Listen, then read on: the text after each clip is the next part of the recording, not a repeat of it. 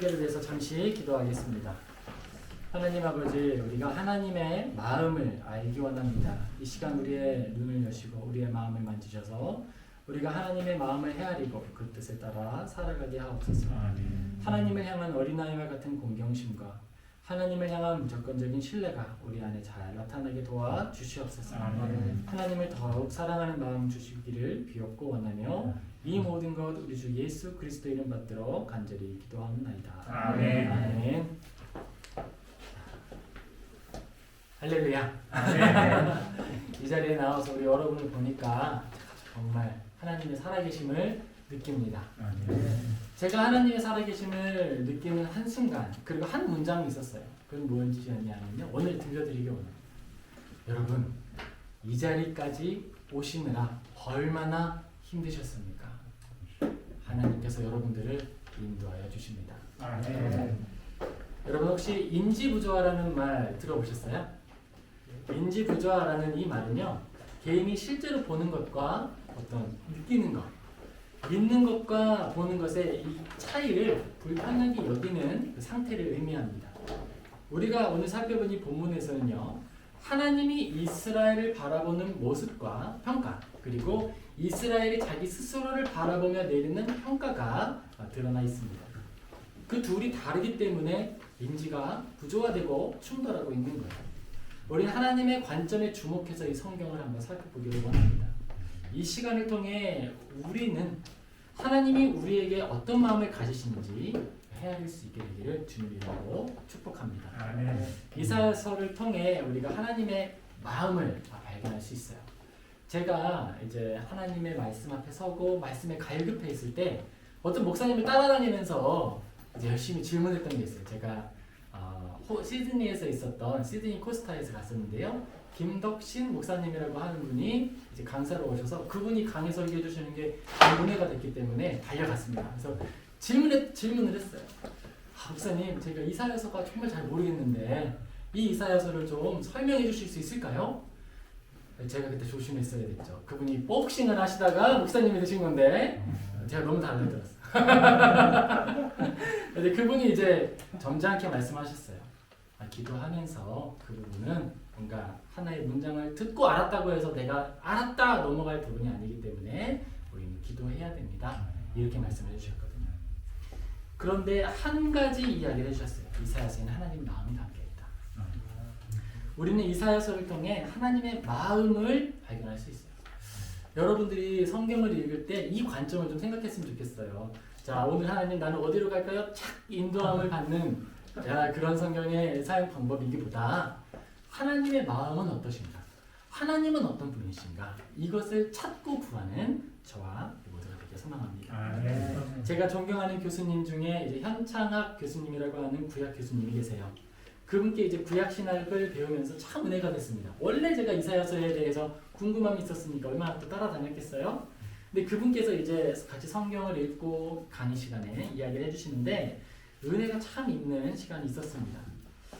어떤 사람들은 구약을 살펴보면서 이런 이야기를 하죠. 구약의 하나님은 무서운 하나님, 신약의 하나님은 사랑의 하나님 이야기를 하기도 해요. 또 어떤 사람들은 하나님은 뭔가 좀 두 분이 다르신 것 같다. 너무 무서운 하나님이기도 하고 난 잘 모르겠다. 이렇게 이야기를 하기도 해요. 그런데 성경을 통해서 우리가 분명히 확인하는 것, 그리고 우리가 알아야 하는 것은 하나님은 변하지 않는 한 분이시라는 거예요. 하나의 의지와 하나의 뜻을 가지신 분이라는 거예요. 그 뜻은, 그 의지는 무엇이냐면 우리를 사랑하신다는 거예요. 사랑의 이야기라는 거죠.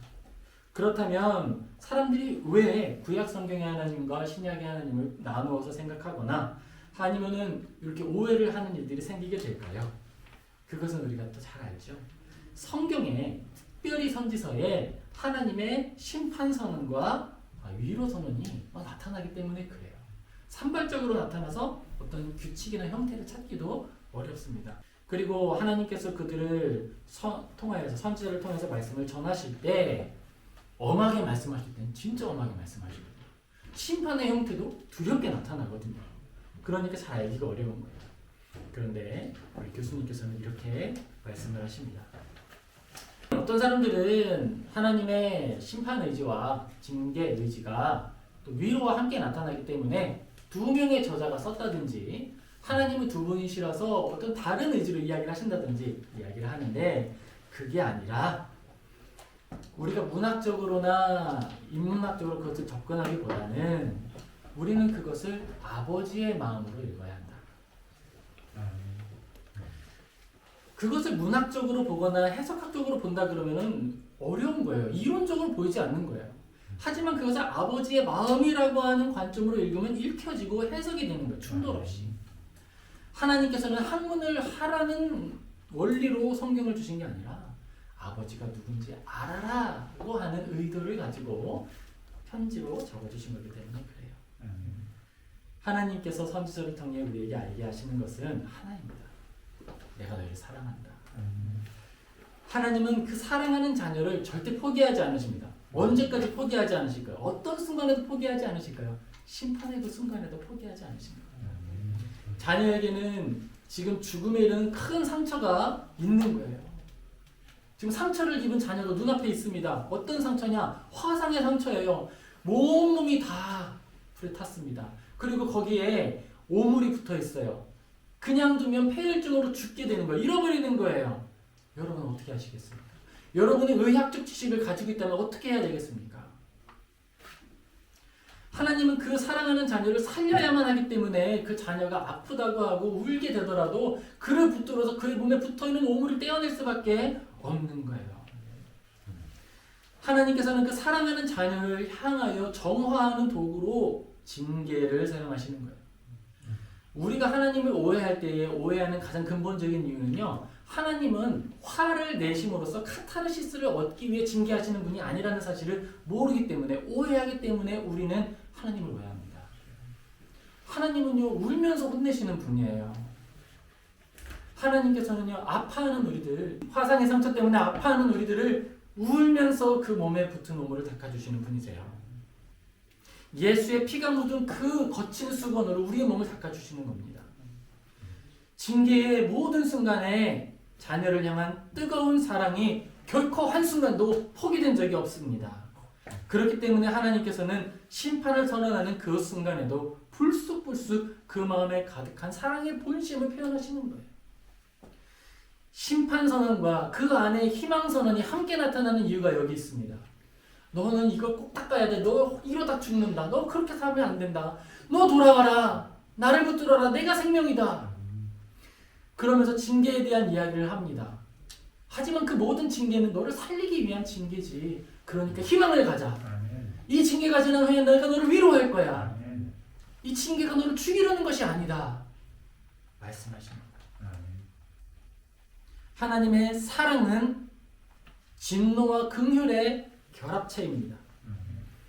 우리가 생각하는 사랑은 그냥 무조건 베풀고 무조건적으로 주는 것만 생각할 수 있어요. 재정이 풍성한 아빠가 자녀들에게 마음껏 써라. 아빠 카드를 주는 거죠. 아빠 카드, 또 원카. 근데 하나님의 사랑은 카드 정도 주는 게 아니라는 거예요. 그가 그것을 가지고 잘못된 것에 사용하지 않도록 보호하시고 견인하시고 지키시는 것까지 함께 하시는 겁니다. 사랑하는 자녀를 향한 하나님의 그 정화의 마음, 사랑의 마음은 효력을 또한 가지고 있어요. 하나님의 거룩한 사랑의 형태를 우리에게 편지 형식으로 적어 알려주신 것이 바로 선지서입니다. 하나님은 사랑하는 자녀의 죄를 묵인하는 분이 아니십니다. 덮어두시는 분이 아니에요. 하나님께서는 그 사랑하는 자녀를 붙드시고 인도하시며 그를 책임지시며 그가 주님께로 오도록 인도하시는 거예요. 그냥 내가 너에게 카드만 주고 그것을 사용하라고 그냥 던져주고 끝내는 것이 아니라 그것을 쓰는 건 너의 책임이고 그 이후엔 네가 알아서 하는 거지 이렇게 버려두시는 것이 아니라 내가 가지고 있는 모든 권한을 너에게 주는 것과 동시에 나의 영광에 참여하라고 하는 거예요. 하나님의 영광은 아름다운 거룩함의 영광이고 정결함의 영광입니다. 오늘 우리는 이 설교를 통해서 하나님에 대하여서 순전한 경외심과 신뢰를 회복할 수 있게 되기를 소망합니다. 우리가 하나님을 신뢰하지 않고 하나님을 경외하지 않는다면 내 삶에 분명히 느껴질 때 있거든요. 나 지금 하나님께서 좀 다루시는 것 같아. 이 다른 사람들은 잘 몰라요. 그런데 내가 그 자리에 머물러 있을 때는 알고 있습니다. 그리고요, 여러분 그거 아세요? 광야의 시간, 하나님이 다루시는 그 시간을 지낸 사람들은요, 서로 알아볼 수 있어요. 왜냐하면 그들에게서는 광야의 냄새가 나거든요. 하나님의 광야, 그곳에서만 나는 독특한 그리스도인의 향기가 있습니다. 우리 오늘 성경을 살펴보면서요, 이 성경을 온전히 잘 보기 위해서 먼저 그 오늘날 그리스도인을 상징하고 우리 모두를 의미하는 그리스도인 이 이스라엘의 백성이라고 하는 이 주제를 먼저 살펴보고요. 그 다음 이스라엘의 모습에 비추어서 우리를 한번 돌아보았으면 좋겠습니다. 그리고 마지막으로 연약한 이스라엘을 보시는 하나님의 평가와 그 결과, 그것에 대해서 우리 한번 살펴보기 소망합니다. 우리 1절 같이 한번 읽어보겠습니다. 1절 야곱의 지겨 이를 들을지어다 너희는 이스라엘 이름으로 일컬음을 받으며 유다의 성에서 나왔으며 여호와의 이름으로 인사하여 이스라엘의 하나님의 명하면서도 진실하고 공의가 없도다. 아멘. 이 본문에서는 이스라엘의 자기 정체성과 하나님께서 바라보시는 이스라엘의 탁월한 위치가 드러나고 있어요. 하나님은 이스라엘에게 야곱의 집이여라고 말씀을 하십니다. 그리고 이스라엘을 또 말씀하세요. 너희는 이스라엘이라는 이름으로 일컬음을 받고 있다. 유다의 허리에서 나왔다 라고 말씀하세요. 물론 이어서 부정적인 선언으로 이어집니다. 이스라엘이 본래 가진 위치, 우린 여기에 집중해야 돼요. 하나님께서 보시는 그들의 위치는요, 하나님을 이긴 자, 하나님과 다투어 이긴 자라고 하는 이름이 있는 거예요. 이스라엘이라고 하는 이름 속에는 지금 이스라엘은 하나님께 징계 선언을 받고 있는 중이에요. 혼나는 중이에요. 혼나는데 하나님이 그래도 내 자식이지 라고 하는 이름을 버리지 않으십니다. 그리고 하나님께서 계속 말씀하십니다. 성경에 나타난 이스라엘 민족은 단일한 하나의 민족인데 하나의 국가를 넘어서 하나님께 택함받은 모든 지체들, 그리스도인을 의미하는 거예요. 그렇기 때문에 우리는 이스라엘이라고 하는 이 의인화된 표현을 통해서 오늘 우리의 모습 또한 볼 수가 있습니다. 그리스도인들이 하나님께 어떻게 택함을 받고 어떻게 쓰임을 받고 있느냐. 그런데 이스라엘 사람들도 그렇게 생각을 했어요. 나는 이스라엘 사람이니까 하나님께 붙들린 사람이고 하나님의 민족이지. 하나님께서 우리를 쓰고 계시지. 쓰고 있어요. 하나님께서 선지자들을 통해 하나님의 마음을 기록하실 때 주인공이 누구예요? 그 주인공 이스라엘 사람들이잖아요. 하나님께 쓰임받는 중이에요. 그걸 알아요. 그런데 그걸 알아서 그 안에서 만족해버렸어요. 이스라엘은 자신의 위치를 알고 있었지만 그것을 알고 만족하는데 그쳐버렸습니다. 그런데 하나님은요, 거기서 한 걸음 더 나아갑니다. 이스라엘 민족이 가지고 있는 아주 그 특별한 위치에 대하여서 확인했으면 이제 그 위치에 대한 합당한 열매를 확인하시겠다는 거예요. 이스라엘이 하나님께 받은 그 민족이란, 사랑을 받는 민족이라는 사실은 변함이 없어요. 하지만 과연 그 속에 생명이 있는지 진단하시고 그것에 대해서 질문을 던지시는 거예요. 사랑하는 아들아, 너는 어디에 있느냐? 아담에게 던졌던 그 질문, 똑같은 질문이 지금 이스라엘에게 던져지고 있는 겁니다. 우리에게도 지금 던져지고 있는 거예요. 사랑하는 나의 자녀들아, 너희는 어디에 서 있느냐? 우리가 그리스도인 또는 우리의 직분, 그것에 만족하고 있지는 않습니까?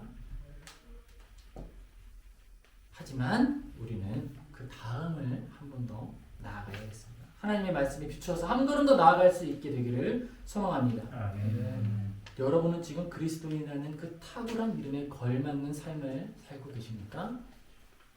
살게 되시길 주님의 이름으로 축복합니다. 아멘. 우리 2절 같이 살펴보겠습니다. 그들은 거룩한 성 출신이라고 스스로 부르며 이스라엘 하나님을 의지하며 그의 이름이 만군의 여호와라고 하나. 우리는 이 본문에서 몇 가지를 알 수 있죠. 이스라엘 사람들은 자신의 기원, 자신의 정체성을 알고 있습니다. 그리고 하나님에 대한 지식 또한 알고 있어요. 하나님께서 이스라엘에게 알려주셨기 때문이죠. 하나님의 이스라엘의 모습을 이사야를 통해 분명히 기록했습니다. 거룩한 성 출신, 하나님을 의지하며 살아가는 사람들이다. 나는 하나님을 의지한다. 우리는 하나님의 도성이다. 만군의 여호와이시다 라고 이야기합니다. 이스라엘이 하나님을 아는 지식에는 문제가 없어요. 그런데 삶의 열매가 나타나지 않습니다. 한번 따라해볼까요? 믿음과 지식과 삶은 하나다. 이스라엘은요 믿음도 있었어요. 지식도 있습니다. 그런데 삶이 없어요. 하나님은 거룩한 성 출신이라는 이유로 하나님의 나라를 그들에게 허락하지 않으십니다. 하나님은 하나님을 의지한다는 말을 그들의 입술로 고백한다고 해서 그들에게 그 땅을 주지 않으신 거예요. 하나님의 거룩한 이름이 모든 권세의 하나님, 만군의 여호와라는 아는 여호와임을 아는 지식을 가졌다고 해서 구원하시는 것도 아닙니다. 하나님이 찾으시는 그 한 사람은 혈연을 통해서 나타나는 것도 아니고 또한 지성의 탁월함을 따라서 오는 것도 아니었습니다. 오히려 어떤 조건도 없이 오직 예수 그리스도를 진실하게 믿고 사랑하며 그의 모든 삶에서 하나님을 기뻐하고 사랑하는 이들을 모으시는 거예요. 미련하게도 자신의 손해가 될지라도 하나님이 기뻐하시는 진실과 공정함, 공의를 이루기 위하여 삶을 내어주는 그런 믿음의 사람들을 사용하시는 거예요. 하나님의 민족이라는 자기 정체성에는 큰 비밀이 있습니다. 무엇일까요? 그거는요, 하나님이 베푸시는 고귀한 직분인 이 그리스도인이라는 이름은요, 우리 얼굴과 같아서 나 스스로 못 본다는 거예요. 여러분, 내가 정말 예쁜 얼굴을 가지고 있다고 생각해 봅시다. 그러지 않으니까. 생각해 봐요. 생각해 보는데 그 얼굴은 내가 볼 수 있어요? 나는 못 봐요. 그리스도인이라고 하는 이름과 그 삶이 이렇습니다. 내가 그리스도인이라고 해서 내가 불러 짓는다고 해서 내가 스스로 보는 게 아니에요. 나는 볼 수가 없습니다. 내 얼굴에 더러운 게 많이 묻어 있는데 나 스스로 깨끗하다고 행동할 수도 있는 거예요. 나는 보이지 않으니까. 또한 어떤 것이냐면 나에게 지금 어떤 향기가 나고 있는지 모르는 것과 똑같아요. 나의 체취는 내가 알 수 없어요. 하지만 누가 알죠? 내 얼굴이 어떠한지, 내 상태가 어떠한지 누가 알죠? 나 빼고 다 알죠. 자신을 제외한 모든 사람들이 그의 얼굴을 바라보며 그가 누구인지, 그가 그리스도인인지 아닌지 알게 됩니다. 그래서 어떤 향기가 나는지 알고 있습니다. 생명의 향기가 있는지, 죽음의 향기가 있는지, 광야의 향기가 나는지. 나만 모르고 남들은 다 압니다. 이스라엘에게 하나님이 허락하신 고귀한 직분, 그가 누리는 그리스도인이라고 하는 이름은 이처럼 특별한 것입니다. 이제 이스라엘의 모습을 우리에게 비춰서 한번 생각해 봅시다. 우리는 그리스도인입니까? 네. 네, 그렇습니다. 우리는 그리스도인입니다. 다시 한번 질문하겠습니다. 나는 내 삶을 하나님의 뜻을 위한 선한 도구로 사용하고 있습니까? 아멘. 감사합니다. 우리의 선택과 나의 의지가 내가 사는 모든 자리에서 가장 바른 것과 가장 선한 것을 선택하고 있으며 바라고 있습니까? 아멘. 감사합니다. 이것에 모인 모든 분들은 이 질문에 대한 좋은 모범이에요. 나의 의지를 사용하여 내가 마음껏 사용할 수 있는 주일의 이 아침 시간을 사용하여 어디에 사용하고 계십니까? 교회를 이루는 데 사용하고 계시잖아요. 여러분이 지금 사용한 이 시간을요, 여러분 가볍게 여기지 마세요. 여러분은 지금 이 시간을 사용하여 여러분의 교회를 세우셨습니다. 우리의 선택들, 모든 삶의 선택들이 그러한 삶으로, 그러한 방법으로 사용되기를 주님의 이름으로 축복합니다. 한 번 더 질문해 보겠습니다. 여러분, 주일이 아닌 일상은 어떻습니까? 우리의 일상의 삶에서 예수 그리스도의 향기가 나고 남아 있습니까? 우리가 살아가는 삶의 자리에 진실, 공정함, 공의가 있습니까? 우리의 선택들이 하나님이 기뻐하시는 일을 위하여 사용되고 있습니까? 하나님께서 기뻐하시는 일을 깨닫는 만큼 우리의 삶이 변화될 수 있기를 주님의 이름으로 축복합니다. 우리 4절과 5절, 6절 같이 읽겠습니다. 내가 알거니와 너는 안고하며 내 몸은 죄의 식줄이요 내 힘은 놓치다. 그러므로 내가 이 일을 예로부터 내게 알게 하였고 이 일이 이루어지기 전에 그것을 내게 택하였느냐. 그것을 내가 택하여 내가 이것을 내게 심히 행함으로 내가 새긴 신상과 구원하는 신상이 명령한 바라 말하지 못하게 하였느니라. 내가 들었으니 이 모든 것을 듣거라. 너희가 선전하지 아니하겠느냐. 이제부터 내가 새길 곧 내가 알지 못하던 은밀한 일을 내게 듣게 하노니. 여러분, 사람은 자기가 보고 싶어하는 것만 보는 경향이 있다는 것을 아십니까? 우리는 이 감각을 쉽게 조절할 수가 없어요. 이 눈의 객관성을 확보한다는 건요, 이거 엄청난 훈련이 필요한 거예요. 자기 객관화에는 엄청난 훈련이 필요하죠. 이스라엘은요, 아쉽게도 지금 그런 훈련은 아직 되지 않았던 거예요. 하나님은 거룩한 백성이라는 이름표만 손에 쥐고 잠들어버린 이스라엘을 드디어 깨우시는 거예요. 야, 그거 내가 손에 들고 있으라고 준 거 아닌데, 그거 붙이고 살으라고 준 건데, 아빠 감사해 이러고 잠들었어. 하나님 깨우시는 거예요. 어린아이같이 순수하게 하나님을 다시 한번 바라볼 수 있도록 자꾸 부르십니다. 이스라엘 사람들은요, 자신이 하나님의 백성이고 이스라엘 민족이고 하나님을 이긴 자라고 하는 그 문장을 좋아했지, 그 이름의 무게와 그 책임에 대해서는 듣고 싶어 하지 않았어요.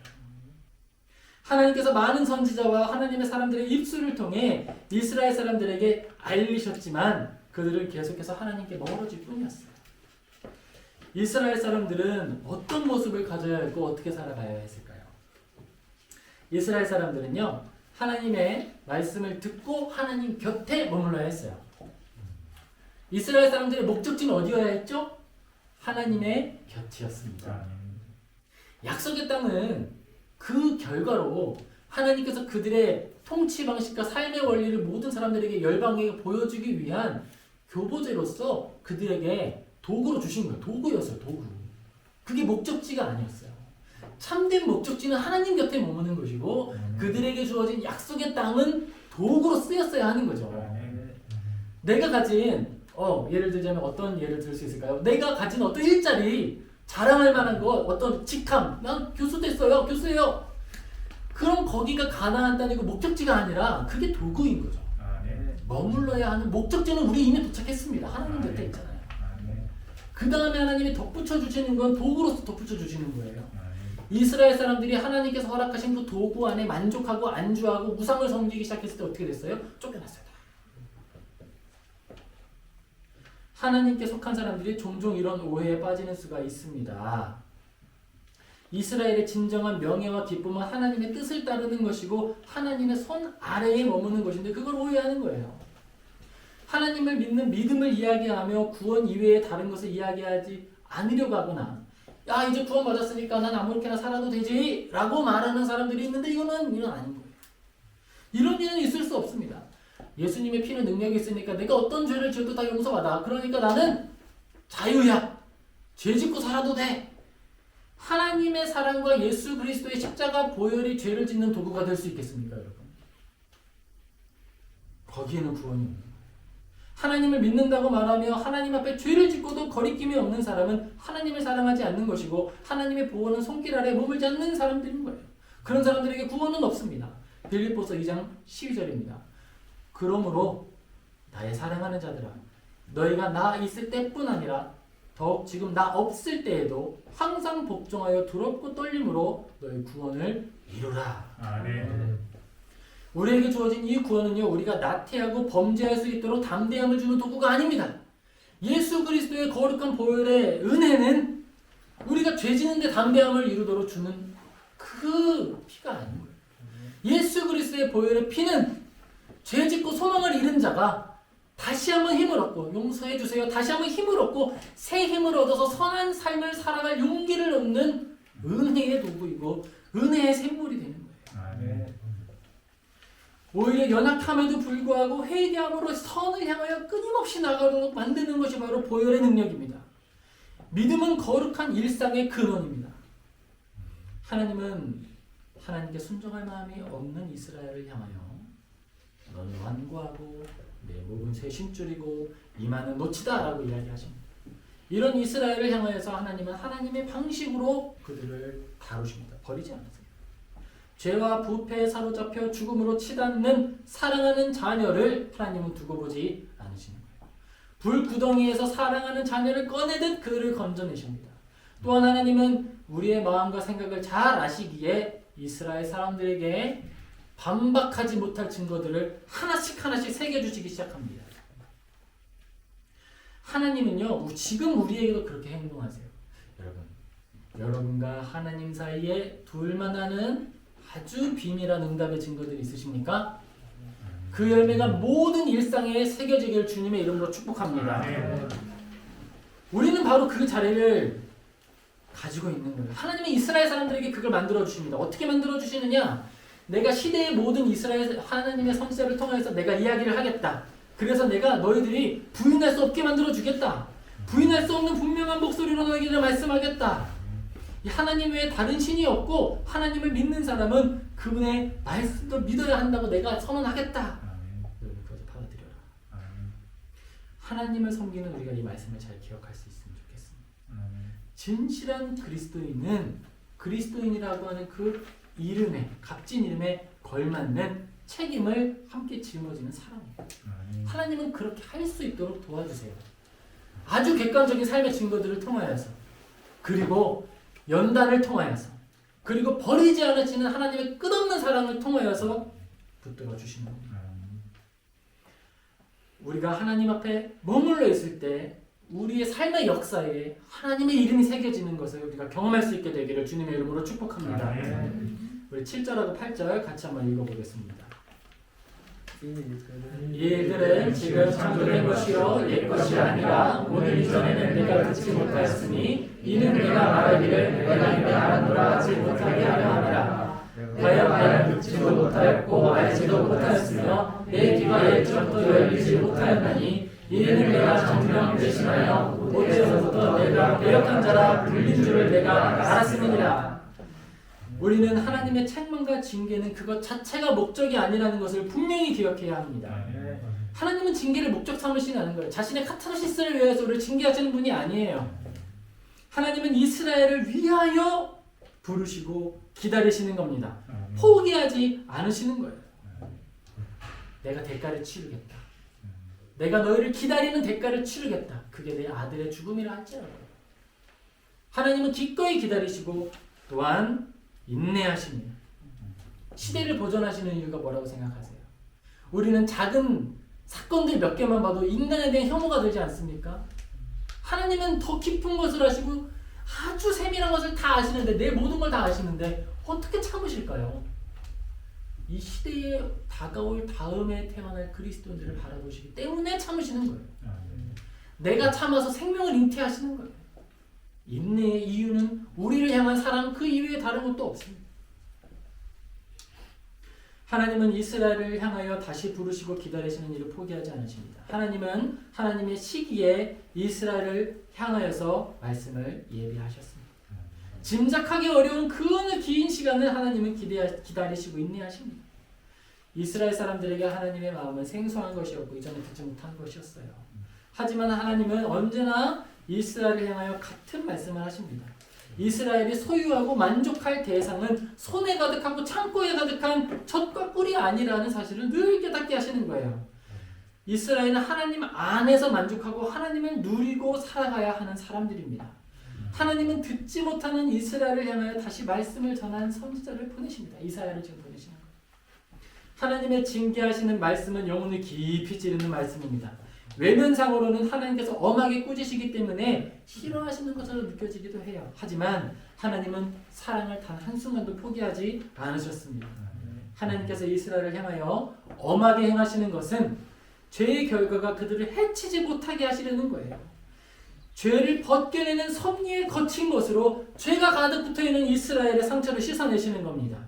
하나님의 징계는 우리의 기억에 잊혀지지 않을 만큼 깊이 새겨질 수 있습니다. 그러나 하나님은 우리를 회복시키시고 지키십니다. 이스라엘을 향한 하나님의 징계 선언은 말로 끝나지 않았어요.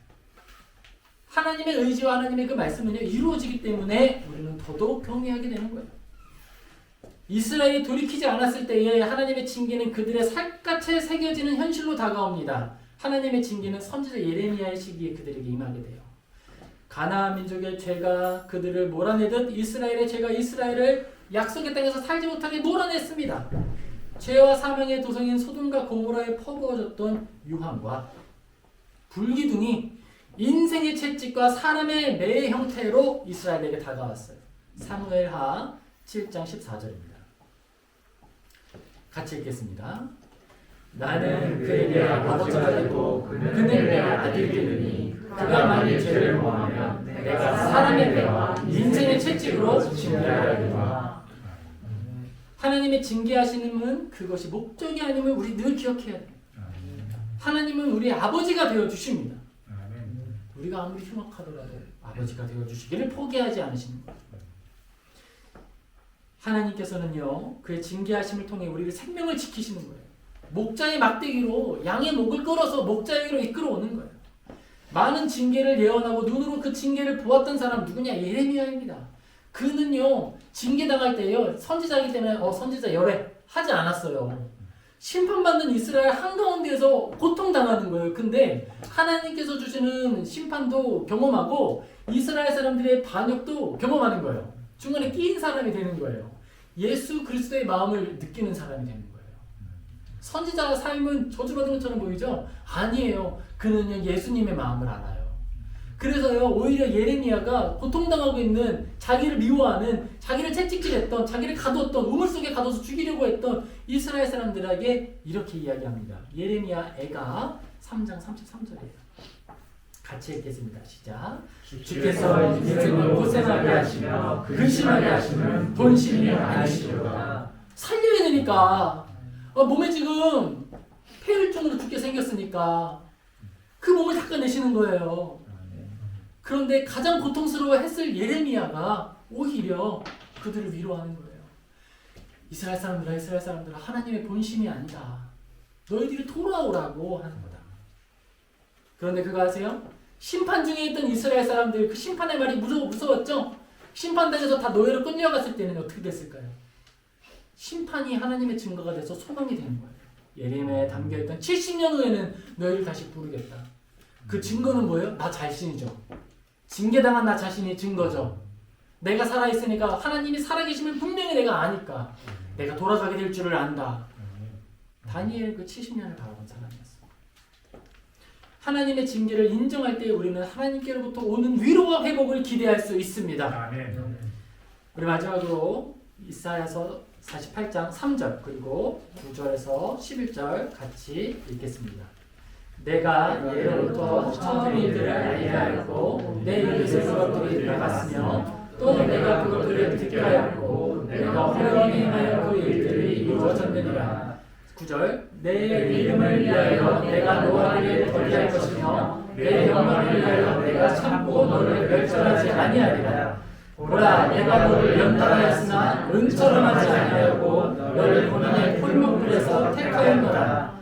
나는 너를 위하여 나를 위하여 이를 이룰 것이라. 어찌 내 이름을 욕되게 하려 내 영광을 다른 자에게 주지 아니하리라. 아멘. 하나님은요, 죄와 완전히 결합된 이스라엘의 모습을 아십니다. 하나님은 이스라엘의 연약한 죄악을 모두 아십니다. 이 말은요, 하나님은 연약한 우리의 죄를 다 아십니다. 하나님은 이스라엘의 영혼이 모두 훼손되어 이제는 스스로 아름다운 형상으로 회복될 가능성을 상실하였다는 것도 아십니다. 이 모든 것을 아시는 하나님께서 그 시대의 이스라엘과 오늘 우리를 향하여 선언하시는 거예요. 내가 노하기를 더디할게. 오래 참을게. 그리고 내가 너희를 멸절하지 않을게. 그런데 이 멸절하지 않는 이유는 너희에게 있는 게 아니야. 그 이유는 내 영광을 위해서. 하나님 나는 소망 없는 자입니다. 하나님 나는 심판 외에 다른 것을 받을 자가 없는 자입니다. 만약에 하나님이 나를 사랑하시는 걸 이유로 삼으셨다면 우리는 안주할 수 없을 거예요. 내가 사랑받을 만한 게 없는데, 내가 사랑받을 만한 게 없잖아요.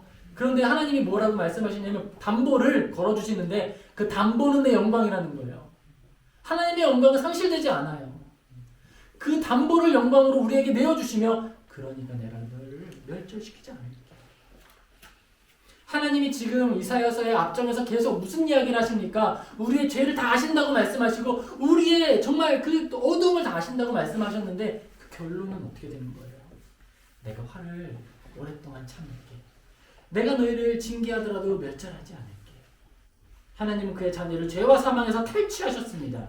사람이 소망을 잃었을 때 하나님은 직접 우리의 소망이 되어 주셨습니다. 이사야서 48장 3절에 이런 이야기가 담겨져 있지요. 하나님은 계획하시고 말씀하시면 그의 말씀을 반드시 이루시는 분이에요. 아담의 타락으로부터 약속하신 하나님께서 우리를 구원하시는 겁니다. 창세기 3장 15절에 이렇게 기록이 되어 있습니다. 내가 너희로 여자와 원수가 되게 하고 내 후손도 여자의 후손과 원수가 되게 하리니 여자의 후손은 너의 머리를 상하게 할 것이요 너는 그의 발꿈치를 상하게 할 것이니라. 예로부터 처음 일들을 알게 하셨고 내 입에서 그것들이 나갔으며 또 내가 그것들을 듣게 하였고 내가 호련히 행하여 그 일을 이루어졌느니라. 그 일들이 이루어졌느니라. 예수 그리스도를 보내시겠다고 약속하신 하나님께서 이사야를 통해서 점점 그의 사랑을 구체적으로 보여주기 시작하십니다. 하나님께서 우리를 다루시는데요. 여러분, 우리는 어떤 모습입니까? 연약한 자들이지요. 하나님이 뭐라고 말씀하시죠? 은을 다루지 너희를 연단하지 않겠다. 은은요, 무슨 물이죠? 은을 연단할 때 어떻게 할까요? 초고온으로 태워버리는 거예요. 은이 살아남는 건 은의 몫인 거예요. 은은요, 뜨거운 열 안에서 남는 게 은이지 타버리는 건 은이 아닌 거예요. 그러니까 불로 태우면 그냥 은이 나오죠. 그런데 은을 다루지 하지 않는다는 거예요. 인격적으로 데우시겠다는 거죠. 하나님께서 어떻게 하시냐? 고난의 풀무불에서 틱 하시는데 너무 달궈가지고 불타 없어지지 않도록 어떠떠떠떠떠 이렇게 건져내시죠. 이러 그를 징계하신 후에는 다시 싸매시는 거예요. 사랑해 아팠지 이제 깨끗해 이제 살았어. 나만 바라봐. 사랑하는 성도 여러분, 하나님께서 당신을 사랑하십니다. 연약하고 죄가 많은 우리를 사랑하십니다. 그래서 우리를 그 더럽고 추한 마음에도 불구하고 이 자리로 부르셨습니다. 나를 사랑하셔서 나를 참으시고 오늘 이 자리에 그의 임재를 나타내십니다. 나를 사랑하시기에 그리고 우리를 사랑하시기에 그렇게 행하셨습니다. 사랑하는 성도 여러분, 하나님의 사랑은 허공에 흩어지는 공허한 소음이 아닙니다. 귀에 듣기 좋게 머물다가 사라지는 그런 잊혀지는 음악이 아닙니다. 하나님의 선언된 사랑은 예수 그리스도로 이 땅에 나타났고 하나님의 사랑은 지금 저와 여러분의 모습으로 2022년 이 프랑스 땅에 나타나 있는 거예요. 우리가 바로 사랑의 증거예요. 처음에 말씀드렸죠? 여기까지 오시느라 얼마나 힘드셨습니까? 수고 많으셨습니다. 보라, 내가 너를 연단하였으나 은처럼 하지 아니하고 너를 고난의 풀무불에서 택하였노라. 여러분의 삶에 하나님의 개입이 느껴지십니까? 삶의 고단함과 그 고난이 우리의 삶에 있습니까? 하나님을 찬양합시다. 하나님께서 그의 영광을 위하여 일을 행하십니다. 하나님의 거룩한 이름을 위하여 우리에게 그 자비로운 능력을 베푸시는 것입니다. 이 일을 통하여 하나님이 우리를 깨끗하게 하시고 우리 안에 하나님 경외하는 마음과 거룩한 형상을 회복시키실 것입니다. 이 모든 일들이 지나간 후에 하나님은 우리에게서 그의 영광을 취하실 것입니다. 하찮은 인생의 영광스러운 삶으로 받아주시는 것입니다. 우리의 삶이 하나님의 영광을 기리고 나타내는 도구가 된다니 얼마나 큰 영광이에요. 이게 얼마나 큰 사랑입니까? 어찌 내 이름을 욕되게 하리요 내 영광을 다른 자에게 주지 아니하리라. 어떤 상황도 포기하지 않고 하나님의 손에 붙들려 이 시대를 살아가는 저와 우리 모두 되기를 주님의 이름으로 축복합니다. 기도하겠습니다. 사랑과 은혜가 충만하신 하나님 아버지, 감사합니다. 내 안에 담긴 고난이 확실한 것처럼 하나님이 내 삶에 개입하시고 나를 사용하시리라는 사실이 분명한 줄 우리가 확인합니다. 아버지 하나님, 우리가 이제 믿고 내 삶을 온전히 맡깁니다. 하나님은 선하시고 또 나를 사랑하시는 분이신 줄 믿기에 온전히 내어드립니다. 우리를 다루시고 만지셔서 하나님의 형상을 이루어 주시옵소서. 하나님의 영광을 위하여 사용하여 주시옵소서. 주님의 나라가 이 땅에 임하는 데에 우리가 그 모습을 눈으로 보게 하여 주옵소서. 주님께 감사드리며 모든 것 예수 그리스도의 이름 받들어 기도드립니다. 아멘.